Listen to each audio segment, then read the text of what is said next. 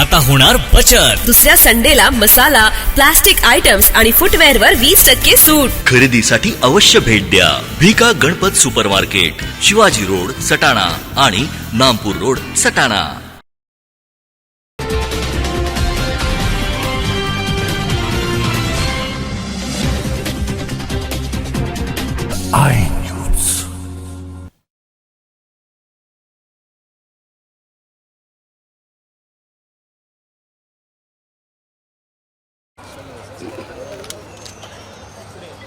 या देवी सर्वभूतेषु बुद्धिरूपेण संस्थिता विद्यारूपेण संस्थिता नमस्तस्यै नमस्तस्यै नमस्तस्यै नमो नमः।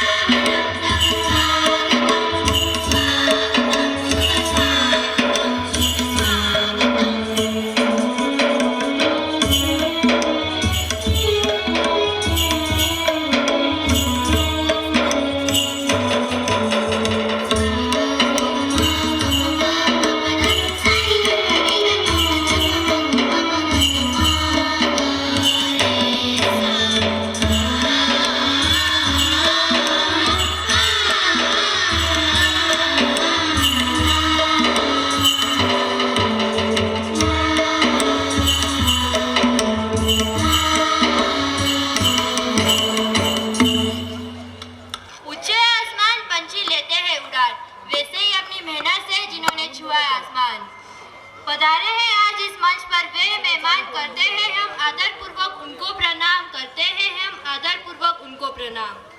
अतिथी देवो भव आहे आपली संस्कृती, अतिथी देवो भव आहे आपली संस्कृती, करणे आपले स्वागत आमचे कर जुळती। Now, I am here to introduce you to today's guest of honor, Mr. Sandeep Parashram Jagta, an eminent teacher and poet. Basically, he is from Chinchakhed, Taluka Dindori, District Nashik. He is MA BA. His outstanding literary creation published is Bhuibhog, an anthology of rural Marathi poems. He is a genius writer who writes articles for Deshdoot, Gaokari and Sakal newspapers. His poems and stories are published in well-known Marathi periodicals. Bhuibong took him to the great heights, which added many laurels to his crown as a poet. I would like to mention some of the awards he received for his great work. Yashwantrao Chavan State Level Literary and Academic Award Pune, Sanjeevani Khoje State Level Literary Award Ahmednagar, Great Poet Vitthal Wag Tiffan State Level Literary Award Akola, Dahiwal Guruji State Level Literary Award Shegaon, Kavi Anand Fanji State Level Literary Award Sangamner, Darubhai Jain State Level Literary Award Jalgaon, Kishore Mirje State Level Literary Award Akola. He delivered lectures throughout Maharashtra on the subject Shiv Shahi te Lokshahi. Gaon Village Zalai program with Kavi Vishnu Thore has been enacted at many places. He participates as an invited poet for many Sahitya Sammelans, including 78th Akhil Bharatiya Marathi Sahitya Sammelan, Nasik and Pune Festival. He presented poems on the birthday occasion of Honorable Sushil Kumar Sindhe, former Home Minister, and Jayant Patil, former Finance Minister of Maharashtra.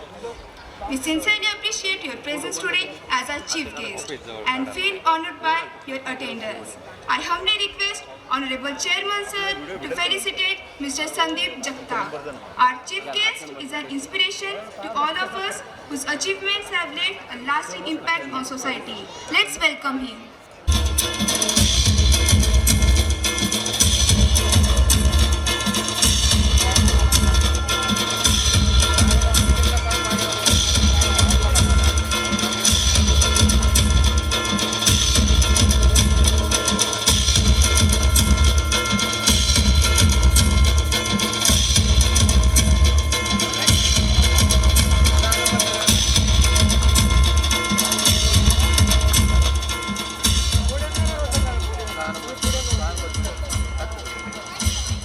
Thank you, sir. Today's distinguished personality on the dais is Honorable Chitra Devre Madam. She is MA B.Ed. She started her career as a primary teacher in 1992. She also worked as secondary teacher from 1995 to 2006. From 2006 to 2021, she worked as extension officer, Panchayat Samiti Baglan. She continuously enhanced her experience in the field of education. Her contribution, devotion, and hard work is noteworthy. It's great pride for all of us that a woman of Baglan soil has been working as a woman in charge block education officer, Baglan Taluka, since 2021 to till date. May I request Vice Chairman Sir to felicitate ma'am.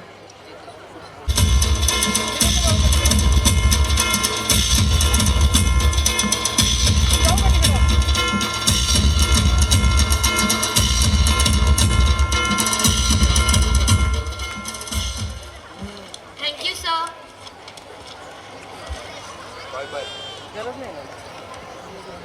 Thank you, sir. Thank you, ma'am.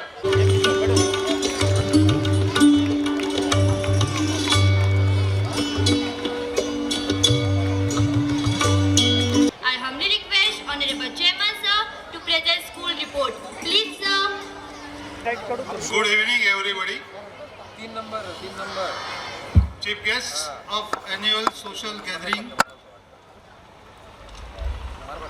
Block Development Officer, Baglan, Honorable Chitra Devre ma'am, renowned poet, Honorable Sandeep Ji Jagtap, Nagesh Rasal, Society's Vice Chairman, Honorable J.K. Sonone, Vice Chairman, Honorable Advocate Nitin Ji Chandratre, Secretary, Honorable Anil Bauraka, Joint Secretary, Honorable Sanjay Ji Brahmankar, Treasurer, Honorable Sharad Bhau Tatar, Board of Directors, Honorable Rajendra Ji Bhangdiya,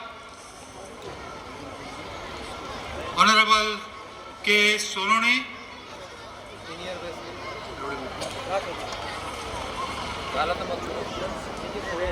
SDO NS Sonone, Principal S.G. Nikam, Vice Principal Jayasri Gunjal ma'am,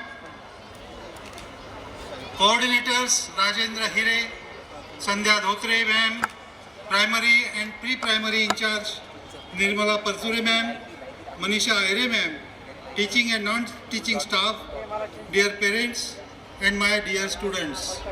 On behalf of Baglan Education Society, I welcome everyone. Marathi असे आमुची मायबोली, मातृभाषा ही मराठी, म्हणून आज मी मराठीतून आपल्याशी संवाद साधतो आहे आणि शाळेचा 23वा वार्षिक अहवाल आपल्यापुढे सादर करतो आहे. हा अहवाल सादर करताना अभिमान वाटतो की आपल्या संस्थेच्या शाळेची दिवसेंदिवस सर्वांगीण विकास होण्याचा दृष्टिकोन ठेवून संचालक मंडळाने सर्व प्रकारच्या शैक्षणिक सोयी उपलब्ध करून दिलेल्या आहेत. त्याचप्रमाणे सर्व वर्ग खोल्यांचे डिजिटल चार्ट्स लावून सुशोभीकरण केले आहे. शाळेचे प्रवेशद्वार हा महत्त्वाचा भाग असल्याने प्रवेशद्वारावर लाइटिंगची व्यवस्था करून सुशोभीकरण केले आहे. सर्व प्रकारच्या शिस्तीचे पालन होण्यासाठी रखवालदाराचीही नेमणूक करून सुरक्षिततेच्या दृष्टीने येणाऱ्या जाणाऱ्यांची रेकॉर्डमध्ये नोंद करण्यात येते. सर्व बाजूला CCTV कॅमेरे लावलेले आहेत.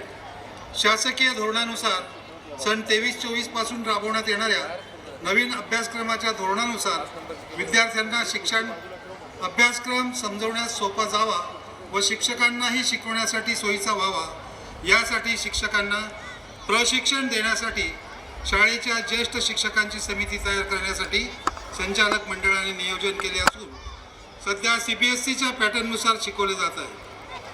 KGच्या विद्यार्थ्यांसाठी शिक्षकांनी स्वतः अभ्यासक्रम तयार करून क्रमिक पुस्तके तयार केलेली आहेत. शाळेतील विद्यार्थी हे ग्रामीण भागातील असल्याने त्यांच्या बुद्धिमत्तेचा विचार करूनच अभ्यासक्रम समजवण्यात सोपा जावा हा दृष्टिकोन ठेवून सर्व सोयी उपलब्ध करून दिल्या आहेत.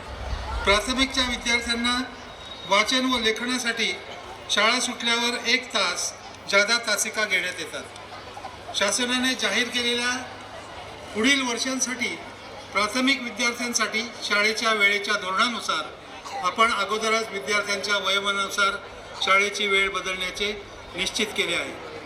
शाळेच्या नवीन इमारतीच्या 3ऱ्या मजल्यावर 4 सुसज्ज मोठे हॉल असून ते आधुनिक सोयींनी युक्त आहेत. एका हॉलमध्ये कॉम्प्युटरसाठी विद्यार्थ्यांना तासिकेनुसार व अभ्यासक्रमानुसार शिकवण्यासाठी अनुभवी व प्रशिक्षित शिक्षक ज्ञानार्जन करीत असतात. तसेच दुसऱ्या हॉलमध्ये विद्यार्थ्यांना पुस्तके वाचण्यासाठी भव्य ग्रंथालय उभारण्यात आले आहे. अवांतर वाचन हे कोणत्याही विद्यार्थ्यासाठी आवड असून त्याचे इतर विकासाचे साधन असते. हे लक्षात घेऊन विविध विषयांचे मराठी, हिंदी, इंग्रजी भाषांतील पुस्तकांचे हे सुसज्ज ग्रंथालय असून त्यात जवळपास सर्व प्रकारची 2000 पुस्तके आहेत. तज्ज्ञ व उच्च शिक्षित ग्रंथपाल त्याचे कामकाज पाहतात. 3ऱ्या हॉलमध्ये विद्यार्थ्यांना संगीत शिकण्यासाठी सोय केलेली असून संगीताचे सर्व साहित्य उपलब्ध आहे. 4थ्या हॉलमध्ये विद्यार्थ्यांना इंडोर गेमच्या खेळाची व्यवस्था केलेली आहे. शाळा व्यवस्थापनाने नवीन लँग्वेज लॅबची व्यवस्था केली आहे. विद्यार्थ्यांना शुद्ध पिण्याच्या पाण्यासाठी जलशुद्धीकरण केंद्रासह सूक्ष्म प्रगालन यंत्र बसवण्यात आले असून विद्यार्थी संख्या लक्षात घेता प्रत्येक मजल्यावर 3 वॉटर फिल्टर मशीन्स ठेवलेले आहेत. शिक्षक आणि कर्मचाऱ्यांच्या सोयीसाठी सुसज्ज शिक्षक दालन 3 मजल्यावर असून अल्पोपहारासाठी कॅन्टीनची सोय करण्यात आली आहे. विद्यार्थ्यांना टिफिन खाण्यासाठी नवीन इमारतीमागे ऐसपीस डायनिंग हॉल उभारण्यात आले असून त्याचे विस्तारीकरण करण्यात येणार आहे. कोणताही ऋतू असो एकाच वेळी किमान 600 विद्यार्थी बसू शकतात हे महत्त्वाचे आहे. शाळा परिसर निसर्गाच्या सान्निध्यात असतानाही त्याचे नैसर्गिक रूप जपून विविध झाडांची लागवड करण्यात आलेली आहे. तसेच सावलीसाठी बहारदार व डेरेदार वृक्षांचे आल्हाददायक गार्डन सजवण्यात आले असून त्यात ग्रीन जिम बसवण्यात आले आहे. नर्सरीच्या विद्यार्थ्यांसाठी जुन्या इमारतीत स्वतंत्र विभाग तयार करून विद्यार्थ्यांना आनंददायी शिक्षण मिळण्यासाठी 2 वर्ग खोल्यांची सजावट करून गार्डनमध्ये सर्व खेळांच्या साहित्याची मांडणी केलेली असून त्यांना स्वतंत्र वॉशरूमची व्यवस्था करण्यात आलेली आहे. सध्याचे युग हे विज्ञान व तंत्रज्ञानाचे युग असल्यामुळे विज्ञान प्रयोगशाळा व संगणक लक्षाकडे आम्ही विशेष लक्ष दिलेले आहे. जुन्या इमारतीत एका सभागृहाचे नूतनीकरण करून प्रयोगशाळा तयार करण्यात आलेली असून त्यात नवनवीन प्रयोग साहित्य, प्रतिकृती, रसायने, विज्ञान वाङ्मय सुसज्ज ठेवण्यात आली आहेत. विद्यार्थी तसेच शिक्षकांच्या ज्ञानात भर पडावी यासाठी अतिथी व्याख्याने आयोजित केली जातात. या आयोजनासाठी तसेच शिक्षक पालक सहविचार सभेसाठी वातानुकूलित ऑडिओ व्हिडिओ हॉलची निर्मिती करण्यात आली आहे. अभ्यासासह विविध कलागुणांना वाव देण्याचा नेहमीच प्रयत्न असतो. त्यातून तालुकास्तरीय, जिल्हा, राज्य व विभागीय तसेच राष्ट्रीय पातळीवर कोणत्याही स्पर्धांसाठी विद्यार्थ्यांना पाठवले जात आहे. त्यात भाषा, वक्तृत्व, वादविवाद, विविध गुणदर्शन, चित्रकला या खेळांच्या स्पर्धांमध्ये विविध पातळ्यांवर यश संपादित केलेलं आहे. चित्रकलेत यावर्षी एलिमेंटरी व इंटरमिजिएट परीक्षेत विद्यार्थ्यांनी 100% यश संपादन केले आहे. त्यासाठी चित्रकला शिक्षकांचे मार्गदर्शन लाभते. तसेच क्रीडा स्पर्धेतील सायकलिंग, बॉक्सिंग व हॉकीमध्येही विद्यार्थी विभागीय तसेच राष्ट्रीय पातळीवर विद्यार्थ्यांची निवड झालेली आहे. त्यासाठी क्रीडा शिक्षकांचे मार्गदर्शन लाभते. विज्ञान बनवण्यात आलेल्या प्रतिकृतींना राष्ट्रीय पुरस्कार मिळवून देणारे विद्यार्थी या शाळेने घडवले असून दरवर्षी किमान जिल्हा पातळीवर विज्ञान प्रतिकृती पोहोचवण्याची कामगिरी शिक्षक व विद्यार्थी करतात. या शाळेतून शिकलेले विद्यार्थी निरनिराळ्या अनेक उच्च पदांवर पोहोचले असून माजी विद्यार्थी शाळेस भेट देऊन विद्यार्थ्यांचे प्रबोधन करीत असतात. शाळेच्या मैदानावर भव्य दिव्य असे स्टेडियमचे काम पूर्ण होण्याच्या मार्गावर आहे.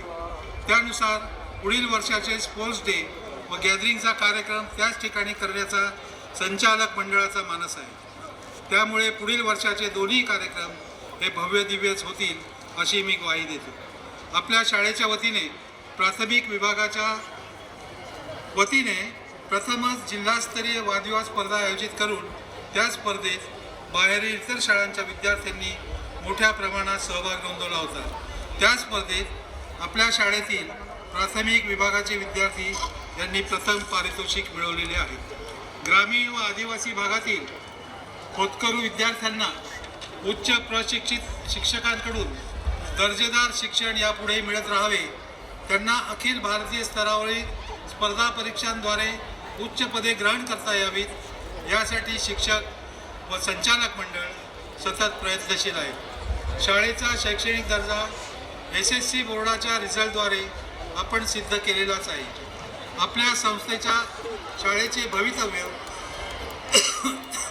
यापुढेही निश्चितच उज्ज्वल राहील अशी मी आपणास या प्रसंगी ग्वाही देतो. यासाठी आपण सर्व सन्माननीय पालक, सभासद, शासकीय अधिकारी, हितचिंतक व देणगीदारांचे तसेच माझे सहकारी व शाळेचा सर्व स्टाफ यांचे सतत पाठबळ राहीलच.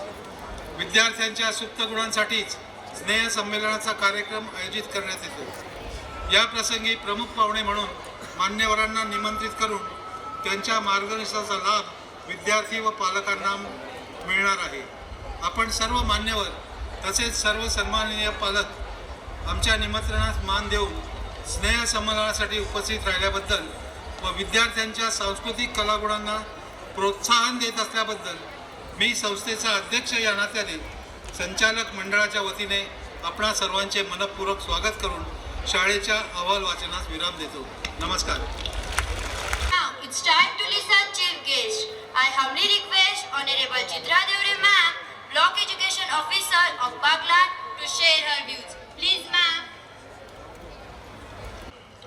बघा, या मंचावर किंवा या आवारामध्ये हा जो बालगोपाळांचा मेळा भरलेला आहे आणि आता तुमच्या समोर जे कवी त्यांच्या कविता सादर करणार आहे, त्यानंतर विद्यार्थ्यांच्या कलागुणांना प्रोत्साहन मिळावं म्हणून शाळेने आयोजित केलेला हा अतिशय सुंदर सोहळा आहे, ज्यात तुमच्या रंगीबेरंगी स्वप्नांना वाट मिळणार आहे. अशा या मंचावर आज आपल्या बागलान एज्युकेशन सोसायटीतल्या कलाविष्कार इथे सादर होणार आहे. या प्रसंगी मी विद्यार्थ्यांना, त्यांच्या पालकांना एक बागलान तालुक्यातल्या शिक्षण विभागातल्या प्रमुख या नात्याने दोन गोष्टी सांगणार आहे, त्या तुम्ही ऐका. सर्वात महत्त्वाचं म्हणजे शाळा ज्या आहे, कोणती शाळा असो, आणि त्यातल्या त्यात बागलान एज्युकेशन सोसायटीसारखी जी दिमाखात वावरणारी सर्वात जुनी अशी इंग्लिश मिडियमची जी शाळा आहे, कारण मला आठवतं आहे की ह्या शाळेची स्थापना 1977 साली झाली आहे आणि या शाळेचा जो पहिला वर्ग 10वी पास आउट होऊन 1977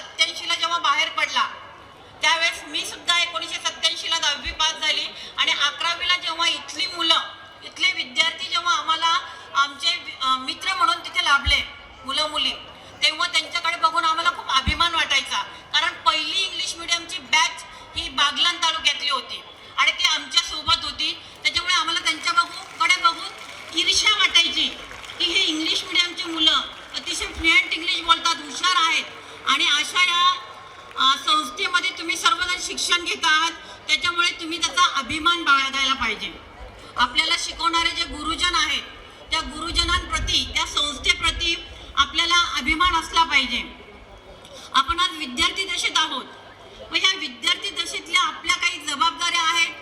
त्या जबाबदाऱ्या पार पाडताना आपले जे आई वडील आहेत, आपले जे शिक्षक आहेत, त्या शिक्षकांना, त्या आई वडिलांना मान द्या. कारण कोणतेही आई वडील असेल, कोणतेही शिक्षक असोत, त्यांना आपल्या विद्यार्थ्यांबद्दल, आपल्या स्वतःच्या मुलांबद्दल प्रेम वाटत असतं आणि आपले हे विद्यार्थी आपल्याही पुढे जावेत ही एक चांगली भावना त्यांच्या मनामध्ये असते. आणि म्हणून आपलं विद्यार्थी म्हणून पहिलं कर्तव्य जे आहे ते आपल्या आई वडिलांना आणि गुरुजनांना मान देणं.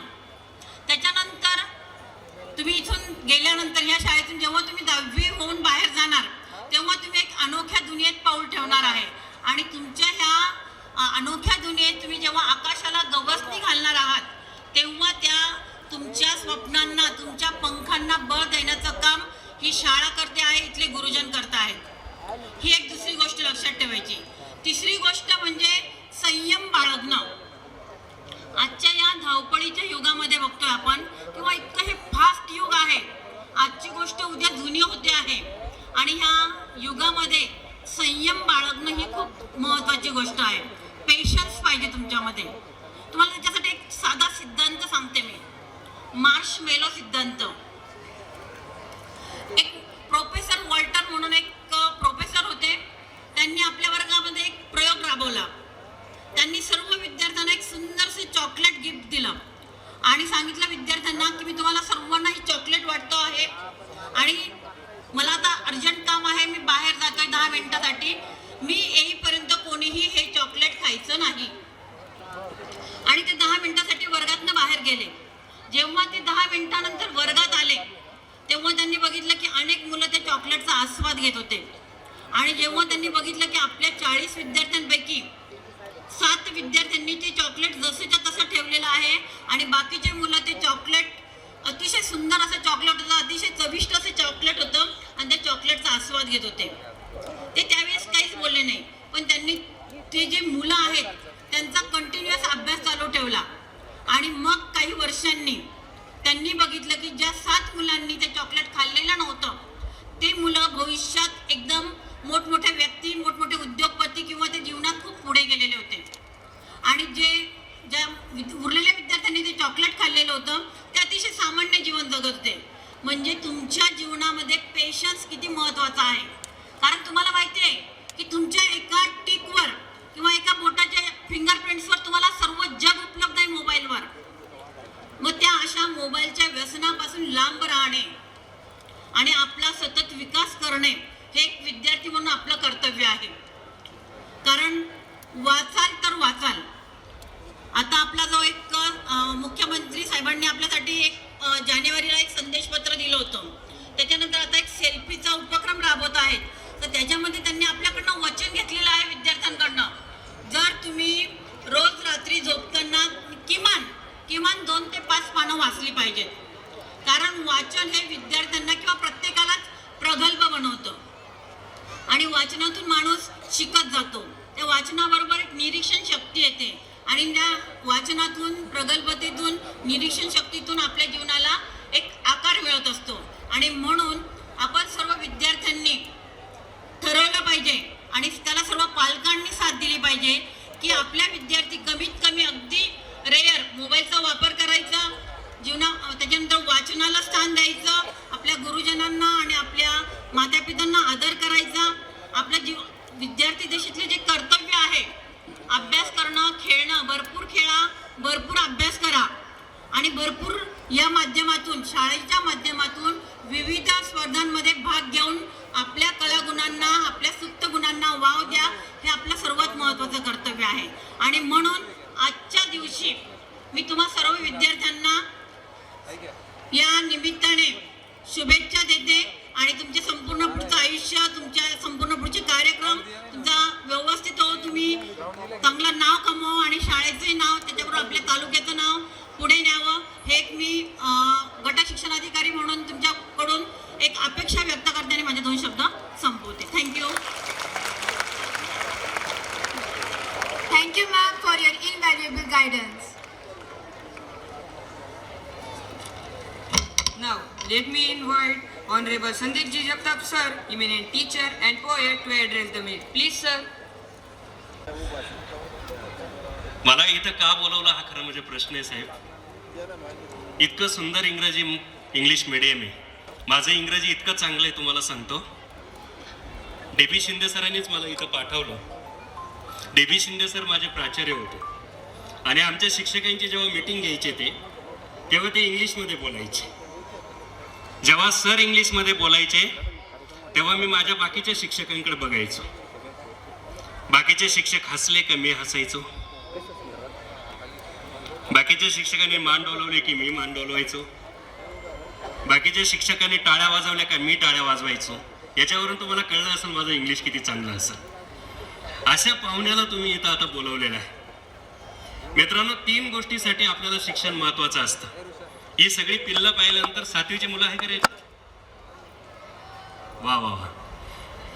तुम्हाला पाहिल्यावर मला एक आठवण आली. मी 7वीला होतो तेव्हा आमच्या घरामध्ये पहिल्यांदाच टीव्ही आली होती आणि टीव्हीवरती फेअर अँड लव्हलीची जाहिरात सुरू झाली होती. पहिल्या आठवड्यात असा, दुसऱ्या आठवड्यात असा, तिसऱ्या आठवड्यात असा, चौथ्या आठवड्यात असा, 7व्या आठवड्यात एकदम ऐश्वर्यासारखा. आता मी 7वीला होतो. 7वीचं वय कसं असतं आपल्याला माहिती आहे. थोडं थोडं कळायला लागलेलं असतं, बरंच कळत नसतं मामा. म्हणून फेअर अँड लव्हलीचा पहिला थर लावून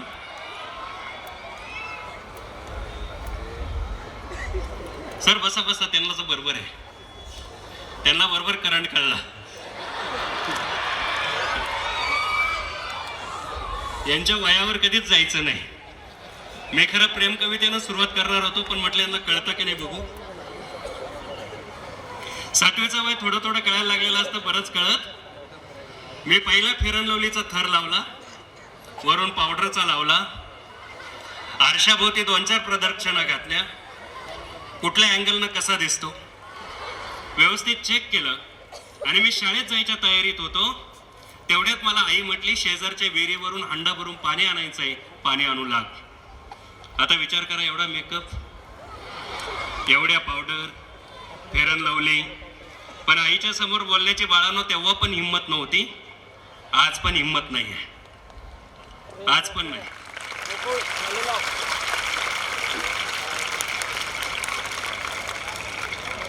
मी गपचीप हांडा घेतला. हे ऐकायचंय का थांबू? तुम्ही म्हटले तर चाललो. नक्की ना? आता माझ्याकडेच पाहायचं, पोरींकडे पाहायचं नाही. कोणाकडे पाहायचं? पाहण्यासारखं नसलं तरी पहा. मी हातात हंडा घेतला. आईनं 2 हंडे घेतले. एक शेजारच्या विहिरीवर गेलो. आईनं तिथल्या विहिरीतून हंडे पाणी शेंदून काढलं. 3 हंडे भरले. मला म्हटली, तुझ्या डोक्यावर हंडा उचलून देते. आता मला रागच आला होता, मी फुगलोच होतो. आईला म्हटलं, तुझे हंडे घे तू, मी येतो पाठीमागून. आईनं माझ्याकडे नीट पाहिलं, जरा फुगेलच दिसतं. आई तिचे हंडे घेऊन निघून गेली. बाळांनो, मला राग आलेला असल्यामुळं आणि मी थोडासा आळसी असल्यामुळं मी माझ्या वाट्याला जो हंडा होता तो थोडासा रिकामा केला, डोक्यावर घेतला. पुढं पाय दिला का मागून पाणी पडायचं, थांबलं का पुढून पडायचं. मी जेव्हा घरी गेलो तेव्हा पावडर पायापर्यंत गेली होती. कोणत्या मार्गे गेली विचारू नका. पावडर कुठे गेली होती? पायापर्यंत. फेअर अँड लव्हली कुठे गेली कळली नाही. मी लग्नापर्यंत फेअर अँड लव्हली वापरून पाहिली, काहीच फरक पडला नाही. आवाज असा का करतोय मधून मधून? काहीच फरक पडला नाही. एकदा लग्न झालं, फेअर अँड लव्हली बंद केली. पण तेव्हा फेरम लवली कुठे गेली कळली नाही, कारण मी हंडा काय केला होता, रिकामा केला होता. आईनं तिच्या डोक्यावरचे हंडे घरामध्ये नेऊन ठेवले आणि माझ्या डोक्यावरचा हंडा उतरून घेण्यासाठी बाळानो आई दरवाजात आली. मी 7वीला होतो. तिनं माझ्याकडे नीट पाहिलं, हे पूर्ण भिजलेलं आहे. माझी आई अडाणी एकही वर्ग शिकलेली नाही, एकही दिवस शाळेत गेलेली नाही. पण माझ्या आईनं माझ्याकडे पाहिलं आणि त्या दिवशी एक वाक्य बोलली. बाळांनो, त्या वाक्यामुळं आज मी एका संघटनेचा राज्याचा अध्यक्ष आहे, मी शिक्षक आहे.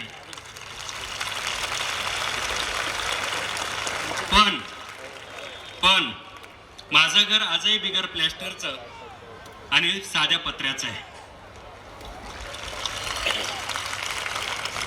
त्या घरामध्ये आई मला जे वाक्य बोलली होती, त्या वाक्यामुळं माझ्या घरी कधीही या, माझ्या घरामध्ये किमान त्या बिगर प्लॅस्टरच्या आणि पत्र्याच्या घरामध्ये 1 लाखापासून तर मॅडम 7 लाखापर्यंतची पुस्तकं आहेत.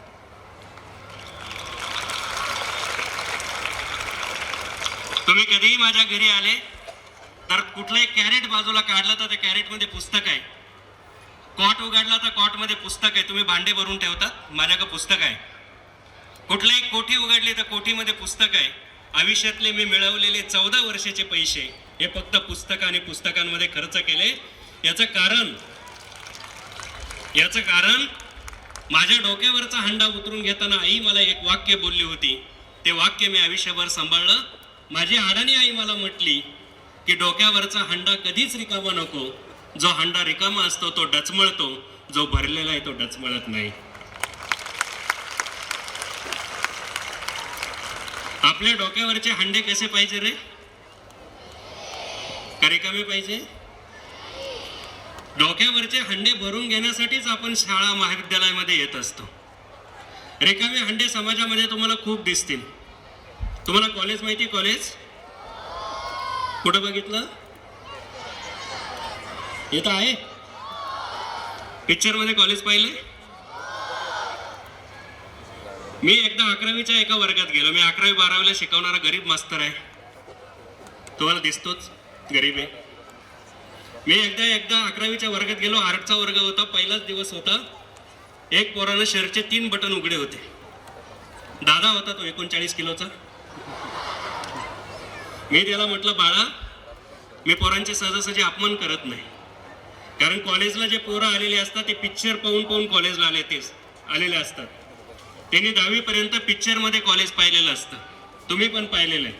हिरो इकडून चालतो, हिरोईन तिकडून येते, धक्का लागतो, पुस्तकं पडतात,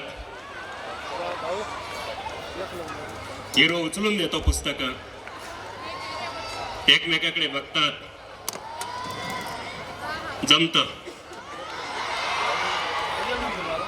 मग तिचा बाप आडवा येतो, नाही तर त्याचा बाप आडवा येतो. हिंदी पिक्चरवाल्यांनी बापांना दुसरे धंदेच ठेवले नाही, फक्त आडवं जायचं. हे पाहून हे पोरं पुढे आलेले असतात कॉलेजला. मी त्या पोराला म्हटलं, बाळा, शर्टचे बटन लावण्यासाठी असते, तेवढे लावले तर बरं होईल. पोरगं म्हटलं, सर नीट बोलायचं म्हणे. मी म्हटलं, का बरं? मी म्हटलं, का? तो म्हणे, तुम्ही मला ओळखत नाही. दादा होता तो. मी त्याला म्हटलं, अरे पहिलाच दिवस आहे, तुला मी कसं ओळखणार? तो म्हणे, मला जाऊ दे, पण माझ्या पप्पाला तर ओळखत असाल. मी म्हटलं, पप्पाचं नाव सांग. मी त्याला विचारलं, पप्पाचं नाव काय? त्याने मला पप्पाचं नाव सांगितलं. सर, मी पण गेल्या 15-20 वर्षापासून समाजकारण, राजकारण, साहित्य या सगळ्या क्षेत्रात काम करतो. ते आमच्या इकडे दिंडोरी तालुक्यातल्या ग्रामपंचायतीला 3 वेळेस उभं राहून पडलेल्या एका जागतिक नेत्याचं पोरगं होतं. अशा महान नेत्याचं महान प्रोडक्ट होतं. मी त्याला म्हटलं, बाळा बस खाली, तुझा दोषच नाही. आता तुम्ही मला उत्तर द्यायचे पटापट. मी हातामध्ये खडू घेतला, फळ्यावर एक गोल काढला. तुम्ही पृथ्वीचा गोल बघितला स्टँडवरचा? तुमचे टीचर घेऊन येत असतील. पृथ्वीचा गोल केवढा असतो? तो फुटबॉलच्या आकाराचा, बरोबर ना? मी तसा एक गोल फळ्यावरती काढला आणि ज्याला आपले आदरणीय पंतप्रधान म्हणतात, मेरे 125 करोड देशवासियो, आपण मात्र 140 कोटीच्या पुढे गेलो.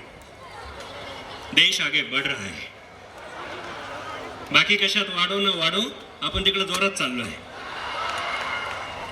त्या 140 पोरांना काय कळतं बघा. 140 कोटी लोकसंख्या असणाऱ्या भारताला पृथ्वीच्या गोलावर जागा किती? मी वर्गातल्या पोरांना विचारलं, तुम्ही सांगा रे, भारताला पृथ्वीच्या गोलावर जागा किती? हात करून दाखवा. एवढीच आहे ना? पृथ्वीचा गोल बघितलाय तुम्ही? तुम्हाला टीचरनं दाखवलं असेल, आशिया खंड कुठे आहे, आफ्रिका खंड कुठे आहे, अमेरिकेचे 2 खंड कुठे आहे, अंटार्क्टिका कुठे आहे, दाखवलंय की नाही? एका बाजूला असा एक भारत डोकं काढतो मध्येच समुद्रात. किती जागा आहे भारताला? एवढीच आहे की नाही? ऐ चिमणी सांग लवकर, किती जागा? एवढी. बरोबर आहे. पोरांनी मला सांगितलं भारताला जागा किती? एवढी. मी म्हटलं 11 ते 13 कोटी लोकसंख्या असणाऱ्या महाराष्ट्राला जागा किती? पोरं म्हटले सर एवढी. बरोबर ना? मी म्हटलं दिंडोरी तालुक्याला जागा किती? पोरं म्हटले खडूचं टोक टेकवा. मी नाशिक जिल्ह्याला जागा किती? पोरं म्हटले खडूचं टोक टेकवा.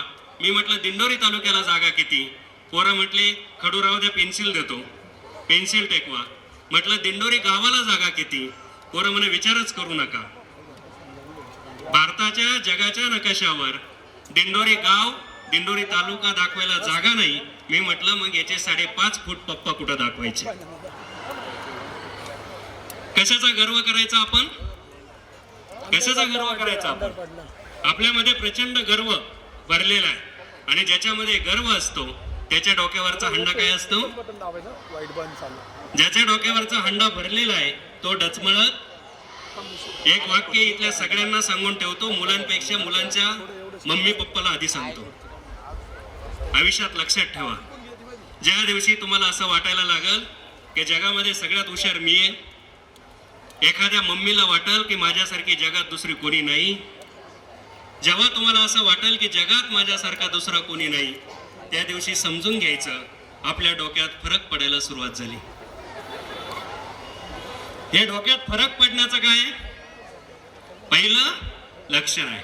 मला डोक्यावरचे हंडे कसे पाहिजे? आपले भरलेले पाहिजे.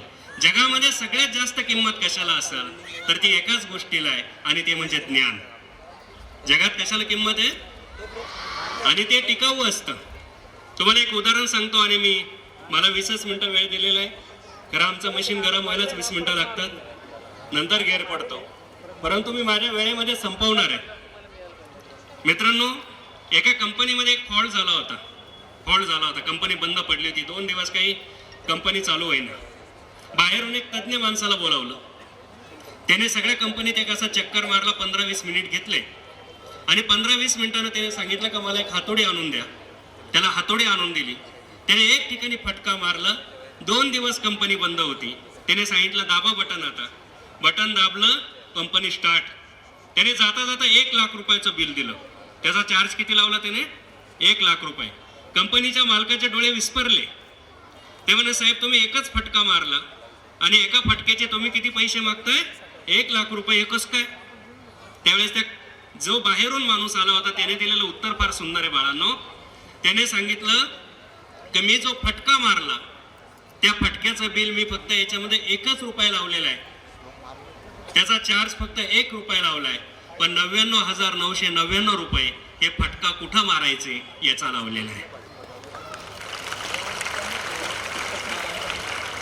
आयुष्यामध्ये ज्ञानाला काय किंमत आहे? आयुष्यात ज्ञानाला काय किंमत आहे? खरं म्हणजे आज आपण शिकतो आहे, पण आपण खरंच साक्षर आहे का समाजामध्ये? मला प्रश्न आहे. माझ्यासारख्याला खूप प्रश्न पडतात. मी एकदा पुण्याला गेलो होतो एका कार्यक्रमाला. माझं शिक्षण पुण्यात झालंय, आणि माझं शिक्षण कोणी केलंय त्यांची नावं मी तुम्हाला सांगतो. काळ्या मातीत मातीत टिपण चालत हे नाव ऐकलंय तुम्ही? गीत ऐकलंय? त्याचे कवी लोककवी विठ्ठल वाघांनी माझं शिक्षण केलेलं आहे. त्यांनी माझं शिक्षणाचा खर्च केलाय. आई एक नाव असतं, घरातल्या घरात गजबजलेलं गाव असतं. ही कविता तुम्ही ऐकलेली असेल. लंगड्याचा पाय असते, दुधाची साय असते. त्या फमू शिंदेनी माझ्या शिक्षणाचा खर्च केलाय, रामदास फुटाणेंनी केलेला आहे. मी पुण्यामध्ये होतो त्यावेळेस आम्ही अभ्यासिकेत अभ्यास करायचो. त्यातला एक मित्र मला त्या व्याख्यानानंतर भेटला. मला म्हटला, खूप दिवसाने आलाय, माझ्या लग्नाला आला नव्हता, आज तू घरीच चाल म्हणे. मी आग्रह करून तो मला पुण्यात घेऊन गेला. तो आता सॉफ्टवेअर इंजिनियर आहे पुण्यामध्ये. घरी गेल्या गेल्या वहिनी म्हटल्या, खूप चांगल्या मुहूर्तावर आले म्हणे. मी म्हटलं, काय मुहूर्त आहे? ते म्हणे, मला हे नेहमी सांगायचे, तुम्ही टी व्हीवर डिबेट्समध्ये असायचे, यूट्यूबला तुमच्या कविता बघायचो, चॅनलवर कविता बघायचो, आणि हे नेहमी मला सांगायचे का हा माझा मित्र आहे, पण तुम्ही कधीच घरी आले नाही, आज खूप चांगल्या मुहूर्तावर आले. मामा त्या दिवशी ते काहीतरी गुरुवार का शुक्रवार समाप्तीचा कार्यक्रम असतो ना, त्या 11 स्त्रिया बोलावलेल्या असतात, तो 1 रुपया असतो, 1 घंटिळा असतो, 1 केळी असते. कसलं असतं ते पोरीनो? कसले समाप्तीचा कार्यक्रम असतो? गुरुवार का शुक्रवार? महालक्ष्मी. मी देवाला सगळ्यात जास्त मानणारा माणूस आहे बरं का. माझी देवावर प्रचंड श्रद्धा आहे. मी नास्तिक बिस्तिक नाही. पण आता तुमच्या अॅन्युअल फंक्शनचे पैसे घेतले असतील. किती घेतले?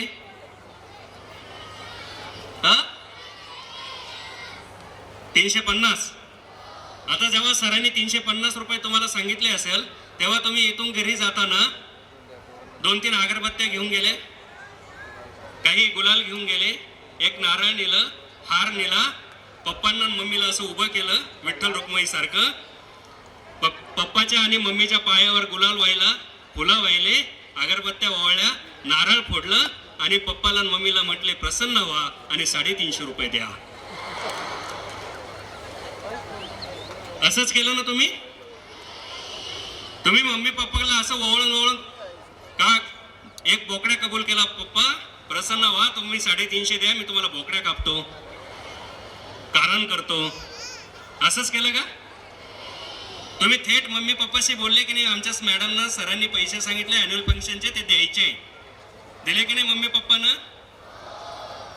देवाच्या बाबतीत असं मानणारा मी माणूस आहे की थेट बोललं पाहिजे, मधल्या एजंटांची गरज. त्या वहिनी म्हटलं, खूप चांगल्या मुहूर्तावर आले, तुम्हाला आवडले? हे बरं झालं. मी जेवण केल्याशिवाय वहिनीला ज्ञान पाजळायच्या भानगीत पडलो नाही. म्हटलं, वहिनीनं घराच्या बाहेर काढलं तर 11 वाजता कुठं जेवायचं? म्हणून ते सगळं संपलं. त्या महिला गेल्या आणि मी वहिनींना बोलून घेतलं. म्हटलं, वहिनी, हा बंगला कंपनीचा दिसतो. म्हणे, हो. म्हटलं, माझ्या मित्राला 60-70 हजार रुपये पगार असेल महिन्याचा. काय बोलता? म्हणे 1.5 लाख रुपये महिन्याचा पगार. किती? 1.5 लाख. कंपनीत एक नोकर होता. म्हटलं, हा? ते म्हणा कंपनीचा आहे. म्हटलं, बंगल्यामधला किराणा? ते म्हणे कंपनीचा आहे. म्हटलं, बायको? ते म्हणे ती त्यांची आहे. म्हटलं, 1.5 लाख रुपये महिन्याला पगार असणारा रावरा तुम्हाला भेटला, तुमचं कुठं जमलं? म्हटलं. वहिनी म्हणे, काही नाही, कुठंच नाही. त्यांचं इंजिनिअरिंग झालं होतं, त्यांना एक सायन्स फॅकल्टीची मुलगी हवी होती. माझं MSc झालं होतं, नेटसेट झालं होतं, PhDचं रजिस्ट्रेशन होतं, त्यांना मी सापडले, त्यांनी स्वीकारलं. म्हटलं, वहिनी मला एक सांगा, मग तुम्ही दिसायला खूप सुंदर असत्या, ऐश्वर्या रायपेक्षा चांगल्या, कॅटरीना कैफपेक्षा हॉट, पण तुम्ही एकही वर्ग शिकल्या नसत्या, तर माझ्या या मित्रानं तुम्हाला पत्नी म्हणून स्वीकारलं असतं का रे? ज्याला महिन्याला 1.5 लाख रुपये पगार आहे, तो अडाणी मुलगी करील? नाही भारतात भेटली तर अमेरिकेहून आणील, पण तो कोणती मुलगी करील? मित्रांनो, बाळांनो, आज यांच्यापेक्षा यांची संख्या जास्त आहे, आणि हे चित्र देशात दिसावं म्हणून 100-150 वर्षापूर्वी आमची एक आई हातामध्ये एक पिशवी घेऊन घराच्या बाहेर पडायची. त्या पिशवीमध्ये त्यावेळेचं नऊवार पातळ एक साडी असायची. ती रस्त्यानं चालायची तेव्हा लोक शेण फेकायचे, घाण फेकायचे, अंगावरती खराब झालेलं पाणी टाकायचे. ती शाळेमध्ये गेली की एका खोलीमध्ये जाऊन खराब झालेली साडी बदलायची, ते नऊवार पातळ बदलायची आणि नंतर मुलींना शिकवायची. ती जर इथे जन्माला आली नसती तर तुमच्या वाट्याला हे भाग्य आलं असतं का? काय नाव आहे तिचं? किती शिक्षकांनी, किती महिलांनी आतापर्यंत जिनं जगायला समृद्ध केलं, त्या सावित्रीबाई फुलेंचं चरित्र वाचलं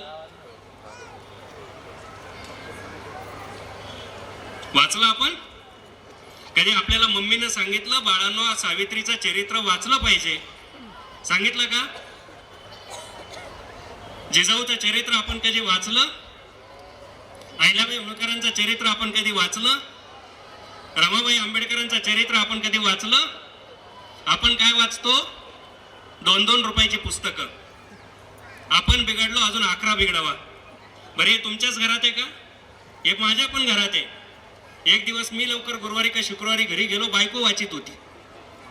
मी म्हटलं, अगं अख्ख्या महाराष्ट्रात बोंबा मारत फिरतो मी, हे सगळं थोतांडे. बायको म्हणे, तिकडंच बोंबा मारायच्या, घरात मारायच्या नाही. मी म्हटलं, का बरं? ते म्हणे, तुम्हाला काही कळत नाही. म्हटलं, मला कळत नाही. सुशील कुमार शिंदे केंद्रीय मंत्री होते तेव्हा मी बीएडला होतो. केंद्रीय मंत्र्याच्या वाढदिवसाचा प्रमुख पाहुणा मी बीएडला असताना. अण्णा हजारेंची आई वारली, त्यांच्या पहिल्या स्मृती दिनाचा राळेगणमधला प्रमुख पाहुणा मी. इकडे अमरावतीपासून तर इकडे रत्नागिरीपर्यंत आणि गोव्या माडगावपासून तर अगदी तिकडच्या बेळगावपर्यंत मला एवढे लोक बोलावतात, मला काही कळत नाही. बायको म्हणे, कोणाला बोलवावं हे लोकांना कळत नाही. त्याच्यामुळे हा प्रश्न तुमच्याकडेच आहे का? पण बाळांनो, आपण काही गोष्टी बदल केल्या पाहिजे. मी एकदा असंच एक व्याख्यान देऊन खाली उतरलो. मला एका सिनियर कॉलेजच्या मॅडमनं पकडलं. मॅडम चिडल्याच माझ्यावर आणि मॅडम खात्रीनं सांगतो त्या सायन्सच्या असतील, त्या आर्ट्स कॉमर्सच्या नसतील. मॅडमनं पकडलं. मॅडम मला म्हटल्या, सर तुम्ही सगळं सांगितलं, पण ते बुवा बाबा वगैरे ते तासले होते ना, हे चांगलं नाही. मी त्या कार्यक्रमामध्ये बाबांना तासलं होतं. टाळ्या वाजवा रे.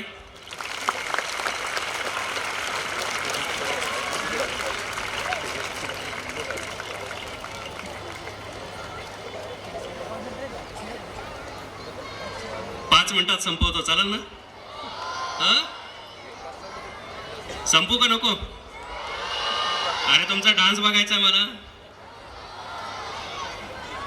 मी बुवा बाबा तासले होते. बाबा आपल्याकडे जसे फॅमिली डॉक्टर असतात तसे काहींचे फॅमिली बाबा असतात. म्हणजे आजारी पडलं का डॉक्टरकडं, आणि बायकोचं नवऱ्याचं भांडण झालं का बाबाकडं. मला एकानं सांगितलं, काही बाबा इतके चांगले म्हणे, त्यांना आतलं बाहेरचं सगळं कळतं. म्हणजे विहिरीचं झाड, तुमची विहीर कुठं आहे, झाड कुठं आहे, तुमच्या घरात कुठं काय, हे कोण सांगतं? बाबा. मी म्हटलं, किती भारी. जर बाबांना आतलं बाहेरचं कळतं तर 2-3 बाबा पाकिस्तानच्या बॉर्डरवर, 2-3 बाबा चीनच्या बॉर्डरवर, 2-4 समुद्रात ठेवू आणि बाबांना एवढंच सांगायचं, बाहेरचं जाऊ द्या, आत आला का सांगा. गरज आहे का रे आपल्या सैनिकांना बर्फामध्ये उभं राहायची? असं मी सगळं बोललो होतो. मी खाली उतरलो. मॅडमनं मला पकडलं. मॅडम म्हटलं, सर तुम्ही सगळं सांगितलं, पण ते मला हे बाकीचं आवडलं नाही, इतर सगळं आवडलं. म्हटलं, मॅडम तुम्हाला आवडावं असं काही मी बोललोच नाही. नाही म्हणे, पण ते मला आवडलं नाही. म्हटलं, काय? म्हणे, जर तुम्ही हे बुवा बाबांवर बोलता, तुम्ही हिंदू अध्यात्मावर बोलतात, तर मनस शांती कशी मिळेल? काय प्रश्न होता त्यांचा? काय पाहिजे असतं त्यांना? मनस शांती. मी मॅडमला 2 प्रश्न विचारले बाळांना, 2. तुम्ही पण मला उत्तरं द्यायचे, मॅडम आहे असं समजून. मॅडमला म्हटलं, आईची शपथ घ्या, मला 2 प्रश्नांची उत्तरं द्या. सासूची घ्यायची नाही. कोणाची घ्यायची? मॅडम म्हणे, घेतली शपथ, विचारा. तुम्ही द्राक्षाच्या बागा पाहिल्या? द्राक्षाच्या बागा, जमिनीत द्राक्ष येतात, आपण उकरून काढतो, मग वरती येतात. नशीब माझं. म्हटलं, मॅडम असं समजा, आता तुम्ही उत्तर द्यायचे, पटापटा पोरींनी द्यायचे मला. तुम्ही मॅडम हे असं समजायचं, तुम्ही होणार आहे आणि मी जे बोलतो ते खरं होतं. मी काही दिवसानं बाबाच होणार आहे. मॅडमला म्हटलं, तुमच्याकडे 1 एकर द्राक्षाची बाग आहे असं समजा. मॅडमला समजायचं काय कारण आहे, माझ्या पप्पाकडे आहेच. मॅडम चिडेलच होती माझ्यावर. म्हटलं, तुमच्या शेजारच्याकडे 1 एकर द्राक्षाची बाग आहे, त्यांच्याकडे आहेच म्हणा. मॅडम एकदम ताट होती, गरमच झालेली होती. म्हटलं, मॅडम आईची शपथ घेतली? म्हणे, हो. म्हटलं, असं समजा का तुम्ही यावर्षी द्राक्षाची बाग लावली, कधीच द्राक्ष येत नव्हते, यावर्षी चांगले द्राक्ष आले, 80 क्विंटल द्राक्षे तुमचे युरोपच्या मार्केटला गेले, एक्सपोर्ट झाले, तुम्हाला चांगले पैसे झाले, तुम्हाला आनंद होईल का दुःख होईल? काय होईल? म्हटलं, तुमचे किती क्विंटल गेले? पण शेजारच्याचे 120 क्विंटल द्राक्षे एक्सपोर्टला गेले, आता काय होईल? काय होईल? जोरात काय होईल रे? इकडे पहा. अहो त्या पोरांवर नका फिरू. काय होईल रे? आता उलटा विचार करा. म्हटलं 80 क्विंटल द्राक्ष आले होते, हार्वेस्टिंगची वेळ होती, काढणीची वेळ होती, अचानक गारा पडल्या, तुमच्या 80 क्विंटलचं नुकसान झालं. काय होईल आता? शेजारच्याचे 120 क्विंटल खराब झाले. आता काय होईल?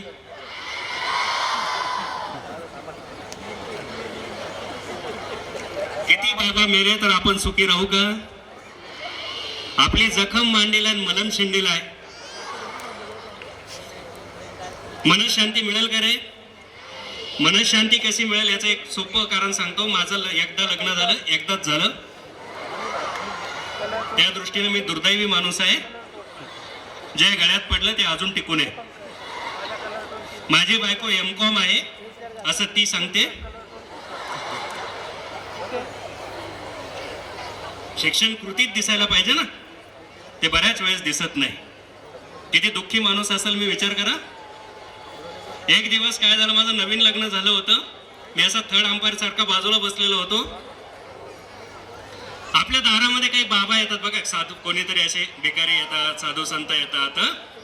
एक झोळी घेऊन एक बाबा आला. माझ्या आईनं 10-20 रुपये तिच्या जवळ असणारे त्या बाबाला दिले, पण त्याच्याकडे झोळी होती. आपली एक संस्कृती आहे की आपण रिकामी झोळी कधी परत पाठवत नाही. माझी आई माझ्या शिकलेल्या बायकोला म्हटली की जाय गे एक पसाभर दाणे आणून बाबाच्या झोळीत टाक. काय सांगितलं? पसाभर दाणे आण आणि बाबाच्या झोळीत टाक. माझी बायको घरात गेली, हातामध्ये पसाभर दाणे घेऊन आली. आईनं पाहिलं, हिनं हातात दाणे आणले. आई म्हटली परत जाय आणि दाणे सुपात टाकून आण. माझी बायको परत पाय आपटत आपटत घरात गेली. ते दाणे सुपात टाकले, सुपात घेऊन आले, बाबाच्या झोळीत टाकले. बाबा निघून गेले. माझ्या शिकलेल्या बायकोनं माझ्या अडाणी आईला प्रश्न विचारला, दाणे जर पसाभरच द्यायचे होते, ते हातातून दिले काय आणि सुपातून दिले काय, फरक काय पडतो? त्यावेळेस माझ्या अडाणी आईनं दिलेलं उत्तर बाळानो खूप सुंदर आहे. माझी अडाणी आई म्हटली, अगं दाणे जरी पसाभर आहे, पण ते जर सुपातून दिले तर देणारीचं मन सुपा एवढं होतं हे त्यातून कळतं. आयुष्यात सुखी राहायचं असेल तर हरिभक्त पारायण. प्राध्यापक संदीप महाराज चिंचखेडकर असं सांगतात की तुमचं मन कसं पाहिजे? कसं पाहिजे? आयुष्यात आपलं मन कसं पाहिजे? सुपा एवढं पाहिजे, ते छोटं असता कामा नाही. बाळांनो, ही सगळी वैचारिकता तुम्हाला शिक्षणातून मिळत असते. म्हणून डोक्यावरचे हंडे कसे पाहिजे रे आपले? हंडे रिकामे असून चालेल का? समाजामध्ये सध्या फार हंडे रिकामे दिसतात. मी एकदा असं संध्याकाळी 7 वाजता माझं एका गावामध्ये व्याख्यान होतं. मी जरा वेळेवर येणारा माणूस आहे. आज पण मी वेळेवर आलो. मी 6:45ला तिथल्या संयोजकांना फोन केला. म्हटलं मी 15 मिनिटात पोहोचतोय. ते म्हटले सर एवढ्या लवकर? म्हटलं तुम्हीच वेळ दिला होता 7चा. ते म्हणे तुम्हाला माहिती आहे 7चा वेळ दिला का? 7:30ला लोक घरातून बाहेर पडतात, 8ला पोहोचतात, 8:30ला कार्यक्रम सुरू. म्हटलं मग मी येतो कुठंतरी बसू. ते म्हणे नाही नाही तुम्ही तिकडेच थांबा म्हणे. म्हटलं का? म्हणे पाहुणा लवकर आला का इम्प्रेशन डाऊन होतं. म्हटलं मग आता काय करू? मामा माझी अडचण अशी आहे का संध्याकाळी मी कोरं पाणी पितो. म्हणजे पाण्याबरोबर संध्याकाळी मी काहीच टाकत नाही. जे पाण्यात काही टाकतात ते एका फुटाण्याच्या पुढेवर 1-1.5 तास काढू शकतात. तुमच्या पप्पांना माहिती आहे. त्यांना घरी जाऊन विचारा कसं 1-1.5 तास काढतात.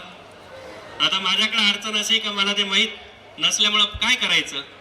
मला एक पटकन आठवलं. माझ्याबरोबर दिंडोरी कॉलेजला एक पाटील सर आहे, ते याच परिसरातले. त्यांचे वडील मधल्या काळात आजारी होते. म्हटलं त्यांना भेटू, 1-1.5 तास वेळ आहे म्हणून मी गाडी तिकडे वळवली. त्या गावाजवळ गेलो. वेशी जवळ गेलो. मला एक 6वी-7वीचं पोरग दिसलं. मी त्याला विचारलं, म्हटलं बाबा माझ्या बरोबर दिंडोरी कॉलेजला असे असे पाटील सर आहे, त्या पाटील सरांचं घर कुठं आहे? त्याने मला नीट विचारलं, कोणते पाटील सर, कसे पाटील सर, सगळी इन्क्वायरी केली आणि मला म्हणा नाही माहिती म्हणे. सगळी इन्क्वायरी केली त्यांनी, मला म्हणे नाही माहिती. मग मी पाटील सरांना फोन केला. म्हटलं सर आपलं घर कुठे आहे नेमकं? ते म्हणा मारुतीचं मंदिर विचारा, मारुतीच्या मंदिरा शेजारी आपलंच घर आहे. मग मी परत विचारलं, त्या पोराला म्हटलं बाळा मारुतीचं मंदिर कुठं आहे? तो म्हणे नाही माहिती. म्हटलं अरे 6वी 7वीला दिसतोस, तुला गावातलं मारुतीचं मंदिर माहित नाही? तो म्हणे उंचीवर जाऊ नका सर, मी 10वीला आहे. म्हटलं मग तुला गावातलं मारुतीचं मंदिर माहित नाही? तो म्हणे माहिती आहे पण सांगणार नाही. म्हटलं आता मी काय बिघडवलं तुझं? मी कधी तुझी कॉपी पकडली? एखाद्या पोरीबरोबर बोलत असताना पकडून आणलं होतं? आमच्या काही शिक्षकांना सवय असतं नाही का, कॉलेजच्या पोरांना माहिती आहे. म्हटलं असं काही केलं होतं का? तो म्हणे नाही. तो म्हणे असं काहीच केलं नाही. म्हटलं अरे मग तुझं माझं बिघडलं काय? तू मला त्या सरांचं घर का सांगत नाही? मामा त्या पोरानं काय उत्तर दिलं बघा, त्या 9वी 10वीचं पोरग मला म्हटलं सर तुम्ही जे पाटील सर विचारले ना, ते पाटील सरांचे वडील आणि माझे वडील एका पॅनलचे नाही. हे कितीचे पोरं सांगतात आता? 10वीचे पोरांना काय कळायला लागले?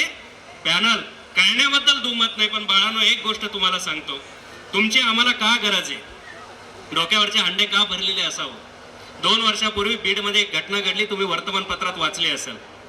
एका शेतकऱ्यानं आत्महत्या केली. त्याच्या मुलीचं लग्न झालं होतं, कर्ज घेतलं होतं सोसायटीचं, सावकाराकडून उसणं त्याला ते कर्ज फेडता आलं नाही, म्हणून त्या शेतकऱ्यानं काय केली? आत्महत्या केली.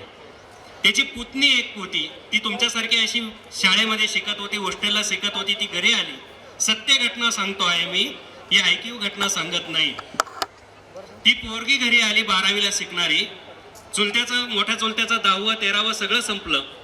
त्या पोरीला परत हॉस्टेलला जायचं होतं. तिनं वडिलांकडे किती रुपये मागितले? फक्त 200 रुपये मागितले. भाड्यासाठी तिकिटासाठी किती रुपये मागितले? 200 रुपये. वडिलांनी याच्याकडून 100 घे, त्याच्याकडून 100 घे, असे 200 रुपये त्या पोरीला घेऊन दिले.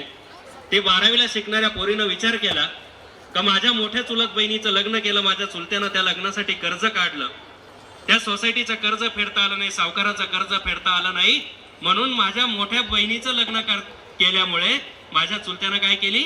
आत्महत्या केली. आज मी वडिलांकडे 200 रुपये मागितले, ते 200 रुपये सुद्धा वडिलांकडे नाहीये. उद्या माझं लग्न करायचं असेल तर माझे वडील सुद्धा कर्ज काढतील, सावकाराकडून घेतील, आणि कर्ज फेडता आलं नाही तर माझ्या मोठ्या चुलत्यासारखे माझे वडील पण आत्महत्या करतील का? तुमच्यासारखी 12वीला शिकलेली मुलगी विचार करत होती. ती म्हटली पप्पा उद्या शाळेला सुट्टी आहे, मी परवा जाणार आहे. ती दुपारी 12 वाजेपासून रात्रीचे 1 वाजेपर्यंत विचार करत होती की माझ्यामुळे माझ्या वडिलांना आत्महत्या करावं लागेल का, आणि माझ्या वडिलांना आत्महत्या करावं लागू नये म्हणून पहाटे 4 वाजता गळ्यामध्ये फास लावून त्या पोरीनं आत्महत्या केली. बघा, बापाला आत्महत्या करावं लागू नये म्हणून कोणी आत्महत्या केली? मुलीनं आत्महत्या केली. इतकी वाईट परिस्थिती या देशामध्ये आहे. आणि दुसऱ्या बाजूला अतिशय घाण राजकारण चाललेलं आहे.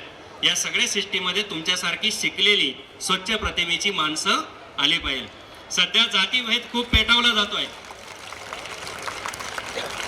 जात धर्म सुद्धा पेटावला जातोय. मी फक्त 2 ओळी एका कवीच्या सांगतो आणि हा विषय संपवतो. मी पाथर्डीला कार्यक्रमाला गेलो होतो, एका व्याख्यानाला गेलो होतो. खाली उतरताना मला एक मुस्लिम कुटुंबातला पोरगा भेटला. तो मला म्हटलं सर मैंने भी कुछ लिखा है. त्याने माझ्या हातामध्ये असा एक कागद दिला. मी तो कागद खिशात घातला. माझं सगळ्यात मोठं दुर्दैव की तो कागद मी तिथं वाचायला पाहिजे होता. मी एसटी मध्ये बसलो, तिकिटाचे पैसे काढण्यासाठी खिशात हात घातला, तो कागद बाहेर आला. बाळांनो, त्या मुलाने इतकं सुंदर लिहिलं होतं की मला 12 वर्षापूर्वी भेटलेला पोरगा आज महाराष्ट्रात जिथं जाईल तिथं मी त्याच्या ओळी सांगतोय. मी तिथल्या संयोजकांना अनेक वेळेस फोन करून विचारलं की म्हटलं असा एक पोरगा मला भेटला, त्याने एक कागद दिला, त्याच्यावरती त्याने 4 ओळी लिहिल्या होत्या, पण त्याच्या खाली त्याने त्याचं नाव लिहिलं नाही. त्याचा ओळी मी महाराष्ट्रभर सांगतोय. त्या पोराला शोधा, पण तो पोरगा अजून सापडला नाही. कधीतरी मी परत पाथर्डीत जाईल, मी स्वतः शोध घेईल, पण त्या ओळी त्याच्या आहे. आज हे जाती धर्मावर सगळं चाललंय ना, जात धर्म सगळं पेटावला जातोय, त्याच्यावर त्या मुलानं इतकं अप्रतिम लिहिलंय. त्या ओळी त्याच्या आहे.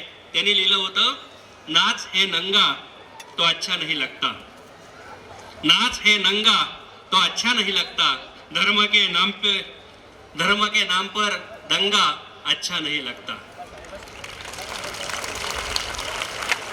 नाच है नंगा तो अच्छा नहीं लगता, धर्म के नाम पे दंगा अच्छा नहीं लगता, जिनके हाथ रंगे हैं खूनों से उन हाथों में तिरंगा अच्छा नहीं लगता. इतकं अप्रतिम त्या पोरानं लिहिलेलं आहे. हे त्याच्यावरचं उत्तर आहे. शेवटचे 2 मिनिटं फक्त घेतो. सांस्कृतिक दृष्ट्या तर आपण फार मागास आहे. मला एकच पोरग आहे, ते ज्युनियर KG ला होतं. मी मराठीचा शिक्षक असल्यामुळे पोरग इंग्लिश मिडियमला. एक दिवस पोराला मी घरी सापडलो. माझी लहानी बहीण शिरवाडे वनी नावाच्या गावाला दिली. कोणाचं गाव आहे माहिती तुम्हाला? ते शिरवाडे वनी नावाचं गाव आहे इथं हायवेवरती. कोणाचं गाव आहे माहिती? आपण ज्याचा जन्मदिवस जागतिक मराठी दिवस म्हणून साजरा करतो त्या व्यक्तीचं गाव आहे. कोणाचं रे? कुसुमाग्रजांचं. तिथं निपाड्यांची इथं माझी लहानी बहीण दिली. माझं पिंपळगाव जवळ गाव आहे. माझं पोरगा म्हटलं आत्या का जायचंय. मी त्याला मोटरसायकलवर पुढं बसवलं. आता ऐका ही शेवटचं आणि मी थांबणार आहे. त्याला मी पुढं बसवलं. सांस्कृतिक आपली काय परिस्थिती आहे. पुढे एक मोटरसायकल चालली होती. तुम्हाला माहिती आहे ज्यांचं नवीन लग्न झालेलं असतं त्या बायकांना नवऱ्याची प्रचंड काळजी असते. म्हणजे खिशातून काही पडू नये म्हणून बायकोचा हात एक असं नवऱ्याच्या खिशावर असतो. तुम्ही गाडीवर पाहिलेलं असेल. खिशातून काही पडू नये म्हणून काळजी असते.